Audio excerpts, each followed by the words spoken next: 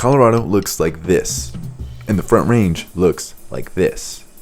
Now, considering the 10 most populated cities are here, and the connecting infrastructure looks like this, actually more like this, it's no wonder why people want this. Front Range Passenger Rail project right here in Colorado. High-speed rail passenger rail Front Range Governor Pollis is locally new opportunities from the Chili Festival in Pueblo chart a new path forward to meet the transportation needs of tomorrow. In order to understand as much as we could about this proposal, we put together a small team to figure out 3 important things. Does Colorado want this? How does a passenger rail go from proposal to reality? And what concerns do people have? But we already have public transportation in Colorado. Do we really need this $3.2 billion train project? Well, we went on a small trip to see what Colorado's transportation is currently like and to learn more about our state's commuters. For this first part of a 3-part documentary, we went on the purpose of understanding whether or not Coloradans want this train, interviewing everybody involved with this project.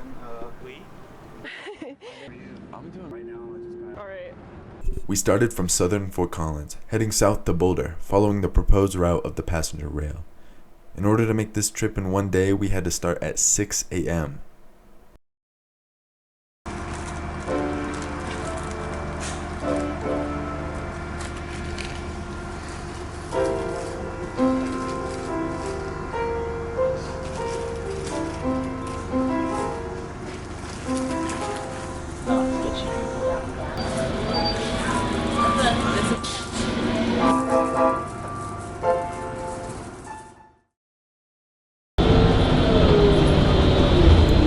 Introduce you to our team: Morgan Treat, web design major; Julian Haynes, journalism major; Catherine Schadegg, forestry major; Victoria Flores, journalism major; and cameraman Jacob Brown, film major.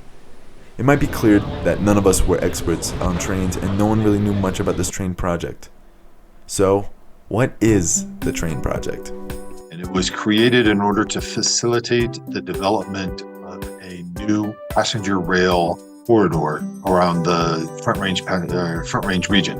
This is Andy Carsane, member of the Front Range Passenger Rail Board, explaining what the train is. The district's mission is to design and build, operate, and maintain a passenger rail system along the Front Range. And when we're talking about passenger rail, it's different than what we're used to here in Colorado with rail projects. And passenger rail is called an intercity passenger rail, which means it connects major markets, not just connecting metro corridor or a metro area.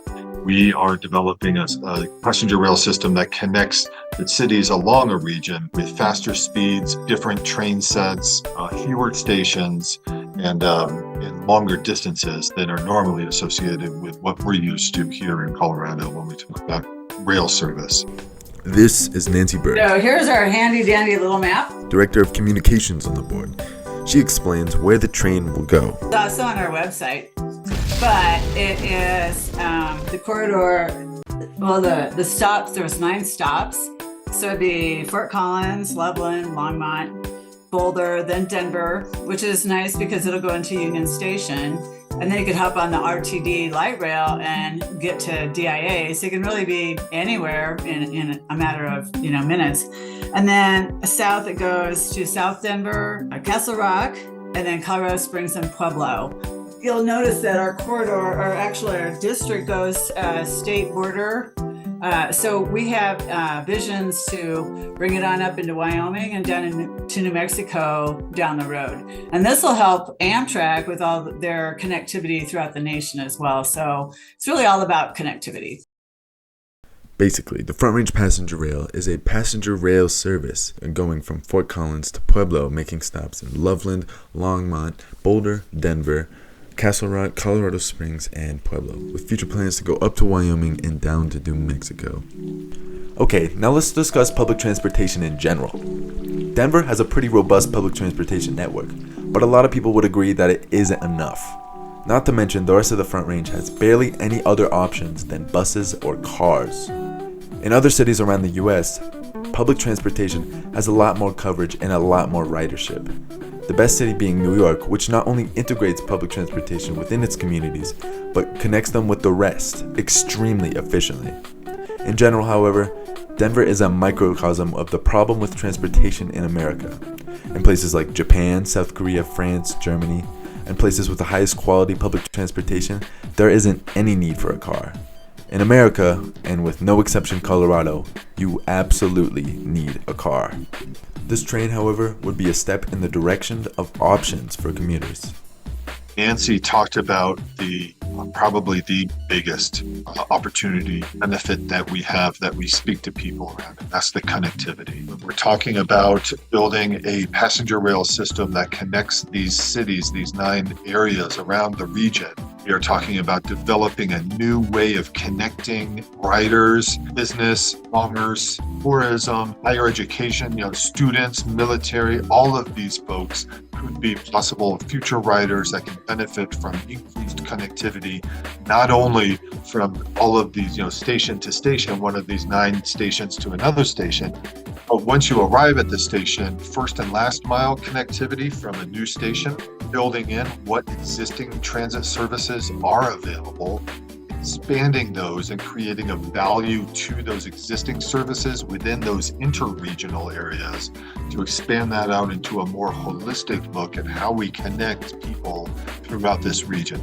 It would be for families and commuters who live in the growing Front Range. It would also get people off the road, which in the Front Range is notoriously failing to provide a safe and efficient way to travel. So we have this direct one-to-one relationship between removing people off of the road, moving a vehicle off of the road, which decreases the chance that vehicle is going to get into a crash, it decreases congestion, increases better air quality, which is a major consideration, especially up here. Vehicles that are driving on the roads today contribute the most to the greenhouse gases in the transportation sector, and passenger rail and freight rail contributes less than 1%. I think the train too, to me, it's a relaxing way to travel.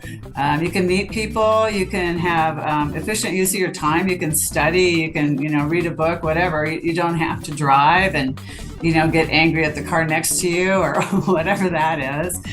It's also safer. The Colorado Department of Transportation states 716 traffic-related deaths occurred in Colorado in 2023. And from the trend over the last 10 years, that number is only rising. But one of the main reasons for car being king in Colorado is speed. Would this train be fast enough to persuade people to keep their cars at home? Because we are also required by law to create a system that is comparable with the travel times by car from Denver to Fort Collins. Yeah. So I'm arguing that we are already competitive with that, on day one of the service, and it will just get better. So, considering it takes 3 to 4 hours to get from Fort Collins to Pueblo by car, and the train would be traveling about 79 to 90 miles per hour, they're close. The train wins, however, being potentially 10 minutes faster. It would be about 20 minutes faster from Fort Collins to Boulder, which we are now arriving at.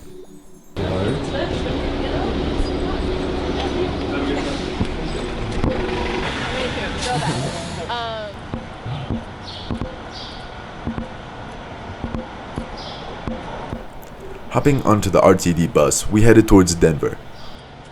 Along the way, we wanted to see how the actual riders of Colorado's public transportation felt about both what we have and what we may build.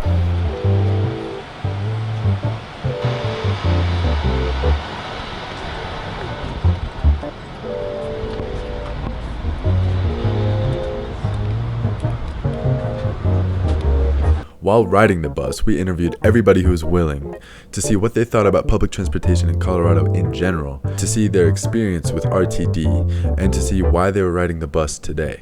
Do you take the bus regularly? No, I don't. Today is an oddity, and this week is because I have an architecture camp at CU Denver. Cool. Yeah. Oh, nice. Your name? So I'm Shayan. Okay. Shayan, I moved to Colorado like 2.5 years back. Okay. So I've been working at Dish Network in Denver. Okay. So I commute daily from Boulder to Denver. Yeah. I appreciate the work they put in, and the schedule is usually good, and the buses are on time. Most cases. So you have some disruption now and then, but then it's not too much. You can use public transport. It's comfortable, and like I would say, except for a few cases, most cases on time. Okay. Not Yeah. bad. Damn, something crazy going on? Have you been on a train before? Yes, so I do take the A line from Denver to the airport at times. So, like, but then I have taken the D line and the other stuff as well.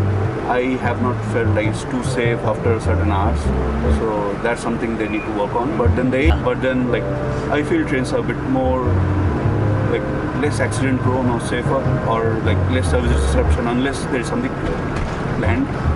So probably you do have the option, like I go with the train instead of a bus. Why not just drive all the way? Well, I mean, like downtown area, you gotta pay for the parking fees, and actually sometimes like buses are a lot faster than driving downtown itself when it comes to like around 8 to 9 a.m. So this is a lot. Well, I mean, I can just concentrate on my stuff while I'm being transported. I don't need to drive myself, so I can use the time.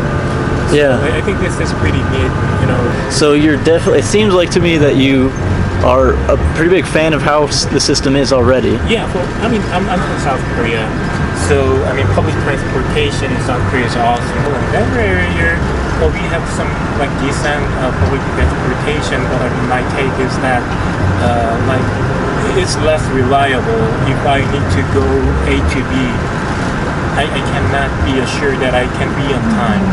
Experience been like on the bus so far? I'd say it's been good because it's like convenient, but sometimes it can be a little like unsafe. Like sometimes people are like a little bit sus, Yeah. or like someone has to get kicked off the bus, and like I haven't been taking the bus for very long, so like the fact that I already kind of like felt that is like a little bit like unsettling. Like I can only imagine like taking the bus for like forever. Gotcha. And then, all that, but well, there you go. Those are two. Thank you. Yeah. It would seem that the riders of the RTD bus from Boulder to Denver are a pretty big fan of how things are now. And I would agree, our experience was definitely the best from Boulder to Denver. It was the most convenient, most comfortable, and most efficient. But what do riders think about the upcoming train project? Have you heard of, there's a proposed passenger rail train? Okay, so I have read that on Twitter, like, but then what I heard is like they have postponed the plan, or that it's not going in soon. So the next thing that we'll see is in 2026. Right now, they said that we'll be voting on a sales tax to help fund it. Okay. Do you think that's something you'd vote for? I really do not have much idea about it, like, so I really can't comment on that. Okay. So I'm not too aware on that point. Yeah. So I'd not like tell you things that I do not know about. Sure. You feel like you would need more information before you're comfortable like casting a vote in either direction about Yeah, the true, sales tax? absolutely. About there's a proposed passenger rail. Yeah, I heard about it. Well, that would be start really with. nice because my wife is working in Portfolio, so she needs to drive down to CSU. But like, well, I feel like really good thing about this bus particularly is I feel a lot safer than train because we have driver right there, and then he's checking all the like fares that like if you take the RTD in downtown, like there are many people who doesn't pay, and then sometimes they like smoke weed in the train like that. So I feel unsafe with that. Yeah. Do you think the train would be safe? I don't know. There's supposed to be a sales tax that's going to be in ballots in 2026. That's going to help fund the train. Do you think that's something you'd vote for? So that will be all applied to the Denver metro area in general? Or just like It's statewide tax, I believe. state tax? Well, I mean, if that is how public transportation, I'm down for it because it will reduce the number of cars on the street, and air quality will be improved. I mean, all will be nice. Yeah. Yeah. So I prefer bus for now. If they're, well, I mean, the safety isn't there, then I would prefer bus. And well, I mean, to be honest, like timing-wise, buses are more accurate, more punctual in Denver area. That's kind of like weird. I mean, we might assume that train might be more accurate, but buses are more accurate and on time. So it's more reliable for now. So I think that must be something that we have to think about, because like if this is used mainly for the commuting, then you might want to on time your company, your office by the time that you expect to be. But like if you're late unexpectedly, then how come you can't just take this train or bus routinely? So I think that is important, because like there's no way other than using that transit app. You don't know if bus is being delayed for some reason. There's no way that you can figure out. So you want to be more on time, routine basis. So I think that needs to be something that we have to know that we will not be late. Now let's go to work. Yeah. Okay. So just to kind of wrap up. If the Front Range passenger rail does come to be, you need it to be safer and maybe reliable. Yeah, reliable timing. Reliable for that, because you already appreciate how timely the bus is and safe. This is great. Yeah. Okay. Thank you so much. I appreciate it. It would seem that Colorado's commuters need the train to be safe, convenient, and reliable. And to give RTD credit, it is already all those things. But while we were filming, the bus driver noticed, and we were able to track the bus driver down for an interview about his unique perspective of RTD, the buses, and the upcoming train project. Everybody needs to get around in the complex world that we live in, and not everybody can afford a private vehicle. So the biggest benefit is that we transport the public, everybody. So I think there's a necessary requirement for public transportation in cities. I think it's a great benefit. I think here in Denver, we have one of the best public transportations in the nation. We compete with San Francisco and Seattle and New York and Boston and people like that. I mean, there are a lot of good systems, but we have one of the best right here. Yeah. What do you think about it makes it the best? Frequency of buses, reasonable reliability will get you there safely. There's a possible plan in the works for doing a Front Range passenger rail, so a train running from Fort Collins to Pueblo. What are your thoughts on that? Have you heard of it? Haven't heard about it. Okay. But I don't follow the trains too much. My preference is for the buses. Bus routes are much more flexible. I think there's always going to be a need for buses to get passengers to the train, to the train station if people commute by train. So there's room for both of us, but my personal preference is for the buses. We're much more flexible. We can get you a lot more places and get you closer to your destination, and we can pick you up closer to wherever you live and get you to your destination easier than a train can. A train can't, it has to stick on a fixed route. It has to stay where the rails are, and we can move better. So my thoughts about trains are they have certain limitations. They're extremely efficient. I love that about trains. My preference is for buses. Do you hear people talk about taking your bus and connecting to trains already? All the time. Oh yeah. Yeah, I wanted to ask, how often do you see regular commuters who are using the bus every day, twice a day, like you mentioned? It depends on the route. Okay. Our FF5 route runs between downtown Boulder Station and Anschutz Medical Campus. Those are all regulars. That's a fun route to drive for me because I'm a people person. I like to get to know my passengers and wish them all a good morning and then things like that. And people seem to like that. They respond well to me in that regard. So those are all regular commuters who go every day to work and come home every day from work.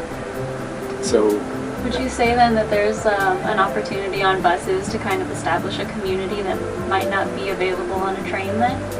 Since there's not like a bus driver present with you every day? Yes, I would say that. You guys are students. Recently, recently I drove the FF5, which runs out to Anschutz campus, and I had a young lady who approached me. Pardon me. She'd been riding for years, and every day, and she always got a good morning. And she asked if she came up to me and asked if she could take my picture, and I said sure. And she explained to me that she was thankful, grateful. She'd been working on her PhD, and she was defending her thesis, and she wanted to put my picture in her thesis. And she said that she gave it a little explanation, said that this guy enabled me to work an hour a day on my thesis, you know, because he was driving and I didn't have to deal with traffic. And she would sit down and open up her computer and work on her thesis or whatever. She said she drew little angel wings on the picture, and she said the people who she was defending her thesis for loved it. Loved it. So another good story. You know, we get positive feedback, and that's what's great. Yeah, thank you for sharing that. It's a wonderful story. Sure. Thank you so much again, bus driver Bill, and everybody else who let us interview on that bus. I know it was the morning, but it is very clear that public transportation is very important in Colorado and in general for connecting communities and for getting people from point A to point B. But yeah, this was super fun. This is only part 1 of 3. We're only a third of the way through the journey. In part 2, we answer more questions about how the train will become real and what are the next steps the train needs to actually get on the tracks and start transporting people. In part 3, we go into a lot more of the considerations and the concerns that need to be made with a project like this. We interview some small towns. The mayor of Berthod, he's super cool. We talk about considerations that need to be made and a lot more. So stay tuned and yeah, subscribe if you want to see more.